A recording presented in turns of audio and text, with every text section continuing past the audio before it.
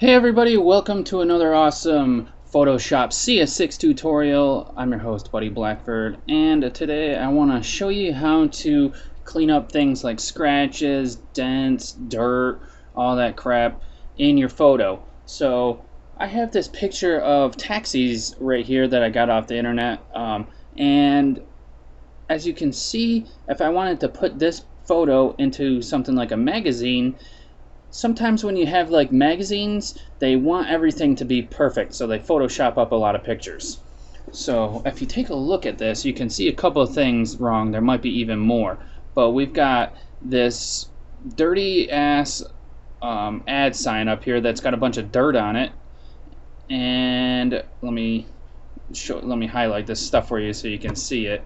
Here, I'll just use a brush. Click on the brush, and we've got this crappy ass, ooh, nice brush I got there, crappy ass dirty sign.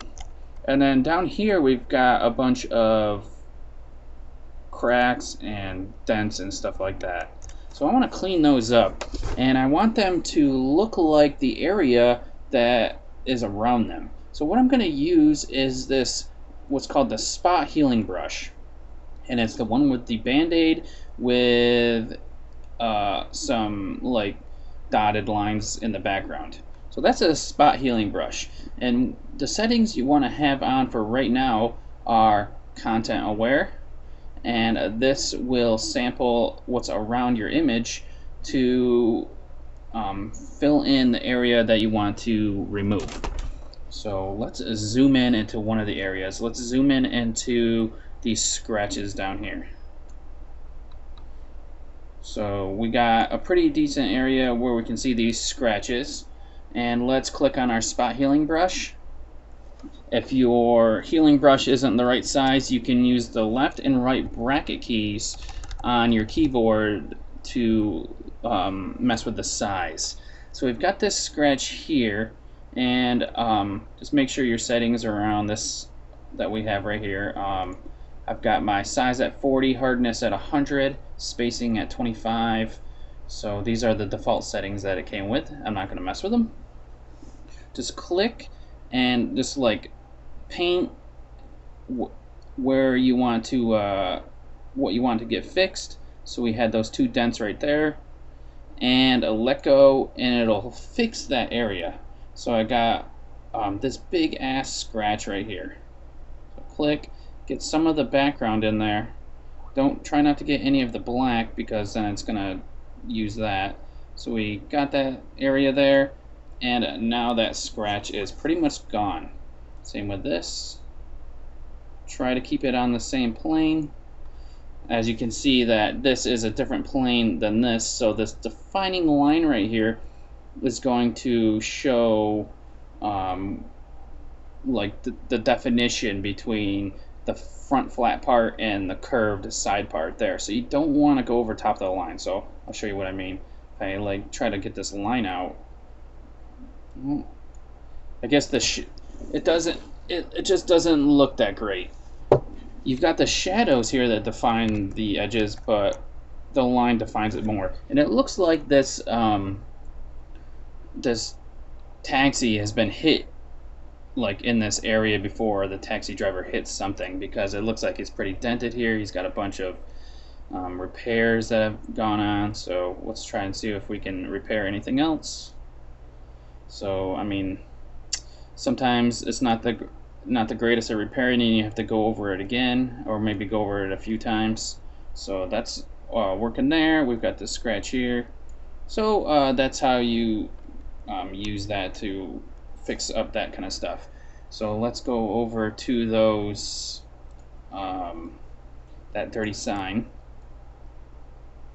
and try using this again.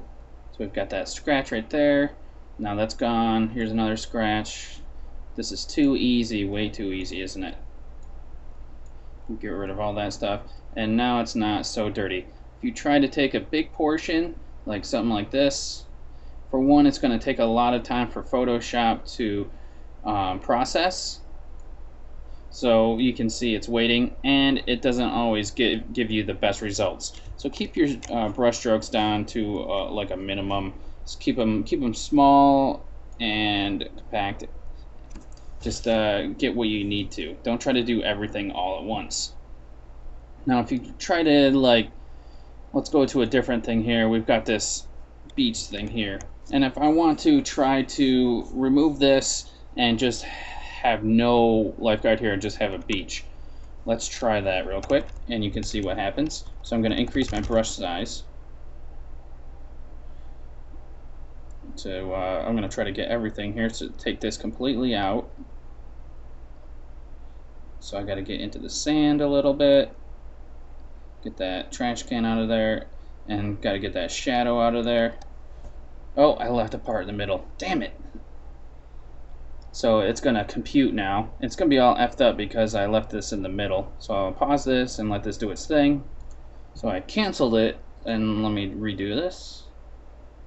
Get all this stuff real quick, and I won't forget anything in the middle this time. Come on. And there we go. Looks like I didn't forget anything. Now I'll let go and it's gonna compute, and then I'll pause this again, and when it's done I'll let you guys see what it does. So here it is, it's getting ready to do what it's doing. We're waiting for it to calculate itself. And I thought it was going to be done once it hits the end bar, but Photoshop is this. Sometimes when you do huge areas like this and this picture has a lot of pixels in it, so as you can see, we didn't get the best removal on this because it's a huge set and it doesn't always work on huge things unless it's like a constant background. So if there was no sand and no water and it was just this constant sky, then it might work. But it did a pretty decent job of removing it. Not great, however, because we can obviously see stuff that we don't want. So I wanted to show you another way that we can use this. So it's pretty much like the spot healing tool, except for we're going to use selections. So let's go back to our taxi here, and we'll back up, and we'll come back down to here where we probably have some more things that we can fix up. Like here's a little dent spot there, there's a dirt spot, so let's mess with these. So pick like something like your lasso tool and make a selection around the area that you want to fix. So we got that selected, and then just come up to edit and click fill, and then make sure you have use as content aware. You got some other things here that I don't know if you really want to use, but content aware is going to do almost the same thing as a spot healing brush. Hit OK, and it'll fix the area for you. You can Control D to deselect, and that basically does the same exact thing.